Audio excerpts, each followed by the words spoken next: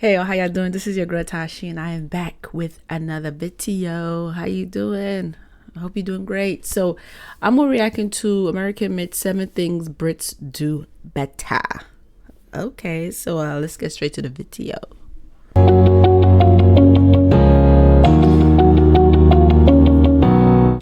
Hey guys, welcome back to another Girl Gone London video. If you're new here, my name is Caitlin. I'm an American who's lived in the UK for almost 10 years, and today I'm finally admitting things that the Brits do better than the Americans.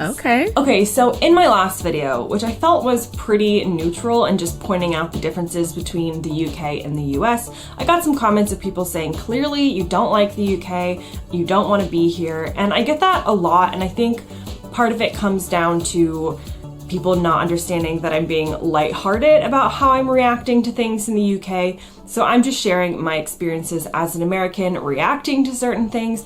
And so obviously that is going to come with some jokes. Sometimes I'm being serious. I do think a US road trip is more fun than a UK road trip. So if we disagree, we disagree. But for the most part, it's lighthearted. I don't think that either country is actually better than the other. I think it's a very gray area. And so I wanted to create these videos where I'm just going to...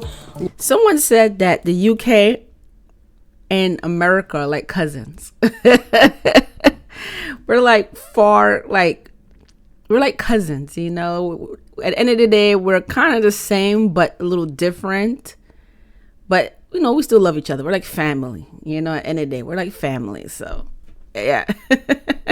But no country is better than the others. You know, some countries have their ups and downs. I always tell people that in my comments. You know, there's no country's perfect. Because if that was the case, then we all would go to that country. If that country is perfect, everybody would be there. Everyone. List some of the things that I really feel like they do better here in the UK than in the US, just so everybody knows that I do not hate the UK. However, I am also going to do a video of things that the US does better than the UK, so we can argue when we get to that video. Hey guys, briefly interjecting here because I forgot to mention today's question, and today's question is, what is your favorite part about the UK? What is your favorite part about living here? Maybe you're a Brit, maybe you are someone who is an expat here, maybe you're just a visitor and you really like the UK. Comment below and tell me your favorite part about living here. So the first thing, and I've done a whole video about this, is the NHS. The idea here that medical care is for all, regardless of your ability to pay, and is not a privilege but a right, is 100% better than the state of affairs in the US, which works for people who do have the means to pay for healthcare, but does not work for a lot of people who fall in different areas. The idea here that you know, have a child and you walk out of the hospital without paying a bill is really astounding to a lot of Americans. And after moving here and living with the NHS and getting accustomed. I don't know if y'all remember that video that I react to. Oh my God. Like, I love watching these type of videos because you learn so much and you don't realize that other countries do way better than America. The fact that I had a child and when I saw the bill, I was like, I mean, thank God I didn't have to pay because I have a very good insurance. But the amount that I saw, I was like, I thought I had to pay. I was like, I can't afford that. That's a lot of money. I think it's like, if I'm not mistaken, I think it's like $30,000. I'm not sure if it went up to that amount, but I know it's somewhere around there, like 20,000 to 30, somewhere around there. I think. I don't remember, but yeah. That way of life, you know, obviously paying for it in other areas and your taxes and things, but the idea that I don't have to worry about how much the ambulance is going to cost me is 100% something that the UK does much better than the US. That is crazy. And I told y'all last time also, I think it's $3,000 just for the ambulance alone. That's why some people don't even want to call the ambulance, because it's $3,000. It's $3,000, y'all. I don't know if it went up. I'm not sure if it went up, but I remember it's $3,000. Okay, the next thing is the cost of food in the supermarket / grocery store. Man. So if you've ever traveled to the US as a Brit, you probably, if you stepped foot in a grocery store, would be shocked by the food prices. Here in the UK, food in the grocery store in particular is so much less expensive than in the US. Something that in the US would cost like $2 to $3 for like a loaf of bread or something would be like 50p to maybe a pound here. So when Americans are coming over and thinking about their budget for food in the UK, usually we spend a lot less than you would in the US. We spend about £200 per month on food for 2 people, and sometimes we do spend less than that. In the US, I really don't think that would get you a month's worth of food for 2 people just because of the prices. So in that way, I definitely think the UK is better than the US. Okay, the next thing on my list may seem a little bit trivial, but for somebody who loves French fries / chips, yes, I know they're not the same thing, British people, I do understand, but as an American, we would call anything that is a fried potato a French fry. We wouldn't differentiate between, we don't have another word. We would just call it like thick cut French fries, maybe. Anyway, here in the UK, I feel like they pair French fries / chips with so many things that we wouldn't in the US, which I am a total fan of. So for instance, what they would call a chip buddy, translated into American, would be a French fry sandwich. They've got thick cut French fries on a sandwich, and oil. Eat it with ketchup or with salt, or someone told me the other day like vinegar, and you literally have a whole sandwich and the filling are... Okay, so I remember this one. I remember I did a video. I don't remember which video. I did so many videos I don't remember, but there were a video that was showing that in the UK they made a sandwich out of French fries. That's a lot of carbs, but I never had that before. I'm a low-key try it. I might try it. You know what? I'm gonna do that one of these days. I still supposed to make a video doing Elvis sandwich that he like. Is it fried peanut butter or something like that? Oh my god. I wanted to try that, but I might try that. I might try that on this channel. I just gotta remember. French fries. I mean, does it get better than that? No, it does not. Another thing they tend to pair fries with here that I've noticed is they will have pizza and fries as one meal. Pizza and chips, they would call it. That's not really a combo that we do in the US. We would maybe have, like, maybe you would have pizza and garlic bread. So we do get like the double carbs in there. Okay, so she said that. Okay, so I know a restaurant here in Brooklyn that you could have fries and pizza together. So, I don't know where she lives, where she used to. Well, she did mention where she used to live, but here in New York, I don't know. I know certain places they do provide fries and pizza. Have I seen anyone eat it together? No. But you have an option, though. You have an option. So, yeah. But pizza and fries, that's a lot, would though. It's just seen as like a weird combination, but it's the best combination because what could possibly be better than eating an entire meal of pizza and fries? Bored with this? I'm not saying people don't do it. I'm just saying it's definitely not a popular combination that people automatically go to. And I really feel like this is one of the best things the UK has done for the world. Okay, the next thing that is much better in the UK than in the US is public transportation, or what they would call public transport for short. You can get around almost the whole of the UK by trains, boats, buses. You don't have to have a car. Obviously, in the more rural areas, it is definitely like much more convenient to have a car. Tons of people drive and not just rely on public transportation. But the point remains that if you lived in a lot of places in the States and you didn't have a car, you would have almost no options. Here in the UK, you can live in a lot of places without a car. And I'm not just talking about London. I'm not just talking about cities. You could live in a more suburban area and have plenty of buses that are going to connect you to your town and to surrounding towns that are relatively, on time, on a good schedule. In the US, I'm used to bus transportation. Where I'm from in Florida, basically non-existent. And if it is existent, it's just not something that people take. It's not necessarily reliable. Here, public transportation is often used, is popular, is reliable, and obviously it's easier to link a smaller country than... Well, like I said, she lives in Florida, so yeah, it's definitely going to be harder to travel on trains out there. Even buses. I used to live in Florida for like a year, and it's not easy traveling. You definitely need to you need a car. Basically, I'm trying to say you need a car. You need a car. All of America, but you know, it is what it is, and the UK wins for that one. The next thing that's better in the UK than in the US is the type of roofs that they have on their homes, only because in the US, we are used to needing to replace our roof like every 10 to 15 years, I think it is.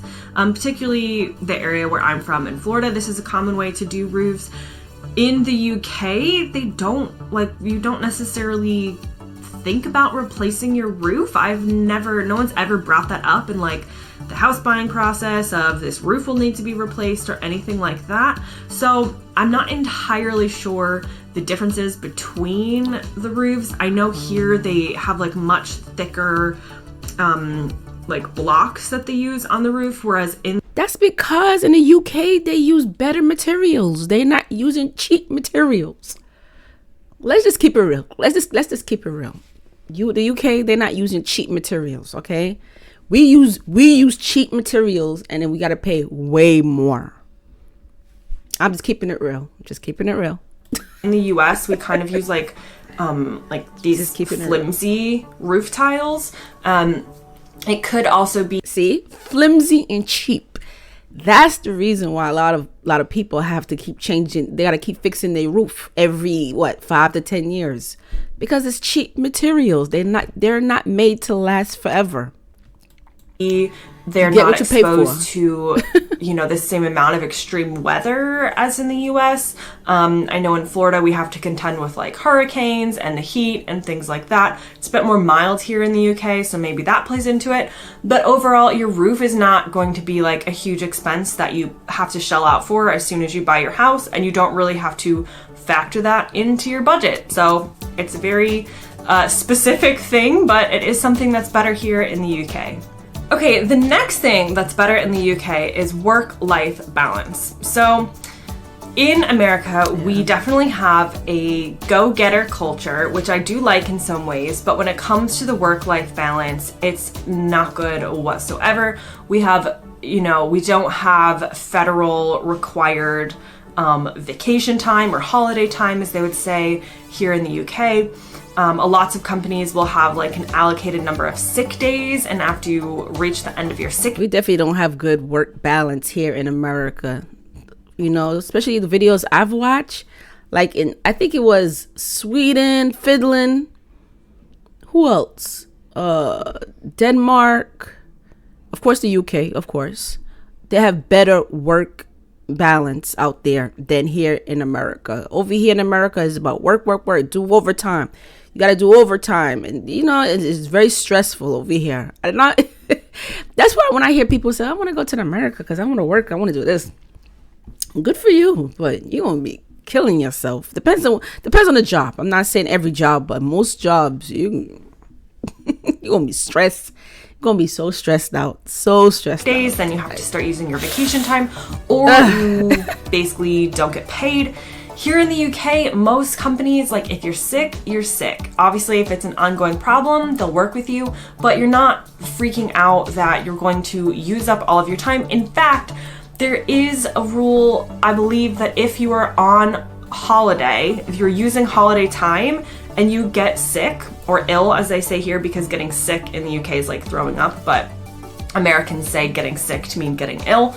If you get ill during vacation time or holiday time, I'm pretty sure you can like claim back part of those holiday days and use your sick day and just take it as a sick day instead. But in general, there's not this hustle culture of you need to, like dedicate your entire life to your job. I think people here recognize that there is more to life than work. And I mean, obviously the cultures play into it and what we prioritize and what we... That's why a lot of people here are so stressed out. Because it's just work, and people doing so much overtime. And sometimes you do feel guilty when you're not feeling well. And you try to explain to your boss that you're not feeling well. They don't want to hear that. They're like, well... And then they're not trying to hear that. They don't care if you're sick or not. They if you're not on your deathbed, they don't care if you're sick. Okay, as long as you're not on your deathbed, please. Even if you're on your deathbed, they probably still will ask you, can you come in tomorrow? Because I'm short of staff. I need someone to come in tomorrow. Okay, we need you. We need you to come in. And you could be coughing and vomiting, and they still, we need you to come in still. We don't have enough staff. And you feel guilty. They make you feel guilty. They don't care if you're sick. They don't say, oh, I'm so sorry that you're sick. They just want to know if you can still come in. Well, can you still come in? See as important in life and important qualities to have as a person. But definitely in the UK, you're not always worried that you're going to lose your job because of something stupid. It's pretty difficult to actually fire somebody here after they've worked here for a long time, and you just have a better work-life balance overall in many areas. And the last difference I came up with, again, might seem more trivial, but it has to do with a UK plug. So a UK plug, I'll show you. I've seen this one. If you're an American, this is what a UK plug looks like. So I did a video, so go ahead and check it out. I might put it here later on, but go check that video out. I've seen this guy, he was talking about it, the history of it and all that. And I heard their plug is way more safer than our plug from what he was explaining. But yeah, when you get a chance, go check that video. It was very interesting. Actually has this third bit. So if you can kind of see 1, 2, and 3.